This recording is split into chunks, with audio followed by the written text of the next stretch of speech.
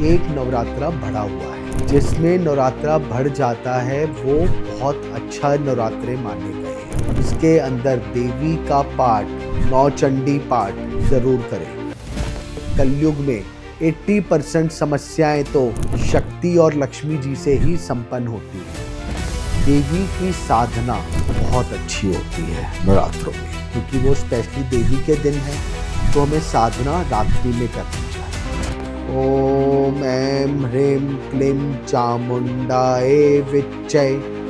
देवी माँ को प्रसन्न करने के लिए देवी के 32 नाम जरूर पढ़ें। अगर आप कर सकते हैं, हवन का अनुष्ठान करें। नजर दोष, ऊपरी बाधा, इन सबसे पीड़ित है तो आप नवरात्रों के टाइम पे बंगलामुखी का जाप करवाइए। हमारे जो मंत्रों में शक्ति है वो किसी चीज में नहीं है।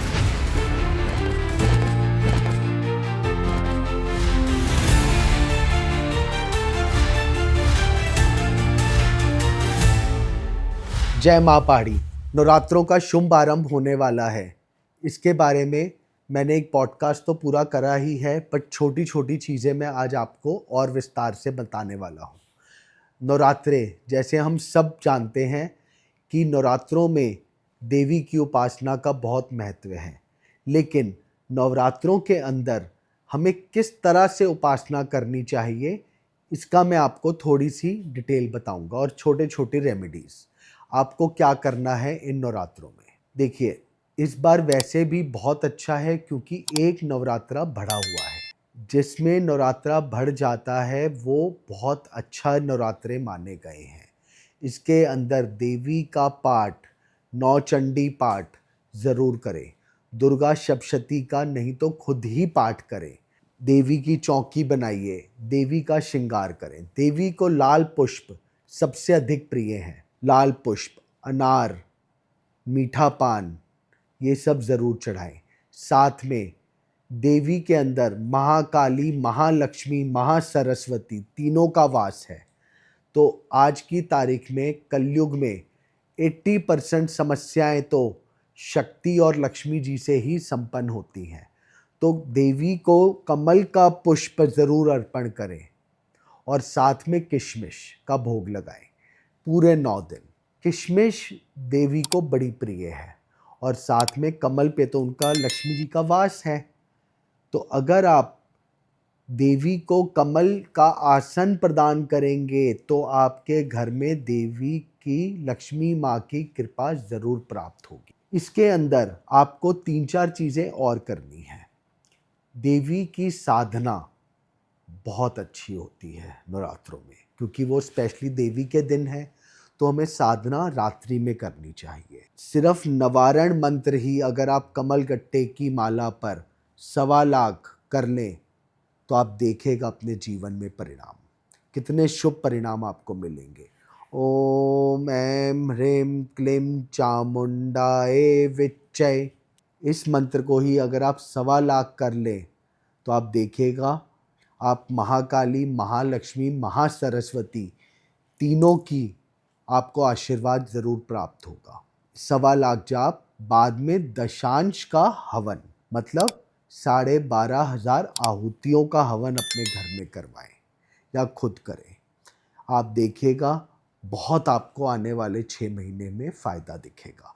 साथ ही में देवी माँ को प्रसन्न करने के लिए आपको मैं कुछ छोटी छोटी रेमेडीज़ और बताने जा रहा हूँ जो एक आम इंसान कर सकता है।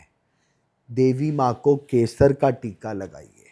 केसर का टीका देवी माँ को लगा करके बिंदी के रूप में, लंबा नहीं, देवी माँ को बिंदी के रूप में टीका लगता है, फिर वही केसर अपने माथे पे लगाइए।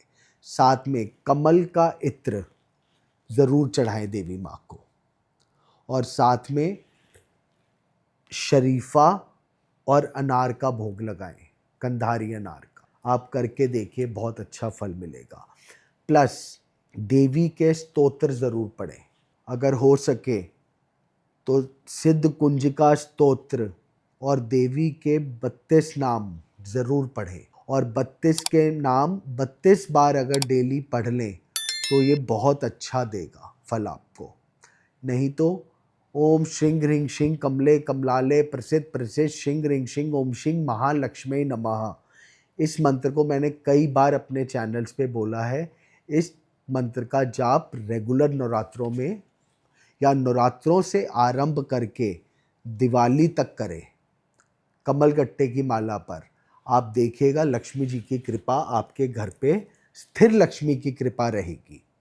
प्लस आपको अगर आप कर सकते हैं तो महालक्ष्मी हवन का अनुष्ठान करें। महालक्ष्मी हवन नवरात्रों से चालू हो करके 41 दिन तक चलेगा, जिसमें 5000 आहुतियां हर रोज पड़ेंगी। इस हवन के बाद महालक्ष्मी की कृपा जरूर प्राप्त होती है। अनडाउटेडली आप ये कहेंगे इतना लंबा हवन कॉस्टली होता है। बिल्कुल कॉस्टली होते हैं, क्योंकि 41 हवन चलेंगे 41 दिन तक, तो कॉस्टली तो होता है। लेकिन जो कर सकते हैं भले ही खुद करिए लक्ष्मी जी का हवन, आप करके देखिए आपको कितना फ़ायदा मिलेगा। हवन नहीं भी कर सकते तो 41 दिन का देवी जी के मंत्रों की माला का संकल्प कर लीजिए। और नवरात्रों में देवी का नौचंडी पाठ बिठाएं 9 दिन तक। देवी को हलवे का भोग लगाएं। कन्याओं को चुन्नी ज़रूर पहनाएं, क्योंकि वस्त्र का दान ज़रूर दिया गया है। ये सब चीज़ें आप करके देखिए। साथ में आपको बता रहा हूँ, शाम को घी की बत्ती लें, उसमें कपूर, लौंग, इलायची, 5 लौंग 5 इलायची, घी की बत्ती और कपूर, इनसे देवी की पूजा करें, आरती करें। ये थोड़ी सी विशेष आरतियों में आ जाती है, जिसके अंदर आपके ऊपर कोई भी नेगेटिव ऊर्जा है वो ख़त्म हो जाएगी। अब अगर कोई जना नज़र दोष, ऊपरी बाधा, कोर्ट केस, इन सब से पीड़ित है, तो आपको देवी के नवरात्रों के टाइम पे बंगला मुखी का 1.25 लाख जाप करवाइए। आपको निश्चित फ़ायदा मिलेगा 1.25 लाख जाप से। कोर्ट केस में शांति मिलेगी, करा कराया, ऊपरी बंधन, इन सब से आपको निवारण मिलेगा। अगर आप ये भी नहीं कर सकते तो बंगला मुखी का हवन घर पे करवा लीजिए अष्टमी की रात्रि पे। अष्टमी की रात्रि को दुर्गा सप्तशती का हवन ज़रूर करवाएं। ये सब घर की शुद्धि करवाती हैं हवन। घर में नकारात्मक ऊर्जा ख़त्म होती है और गुड पॉजिटिव वाइब्रेशंस आने लगती हैं। हमारे जो मंत्रों में शक्ति है वो किसी चीज़ में नहीं है। कलयुग में जो मैं बार बार बोलता हूँ, दान और जाप सबसे ऊपर माना गया है। इसको फॉलो करिए। साथ में देवी की उपासना, अपनी कुल देवी को प्रथम प्रधानता बना के रखिए। उनके समक्ष नतमस्तक होकर के उनसे आशीर्वाद मांगिए कि हे देवी माँ, मैं आपके आगे दंडवत हूँ और मुझे आप अपनी कृपा प्रदान करो। ये आप करके देखिए, आपको निश्चित फ़ायदा मिलेगा। जय माँ पार्वती।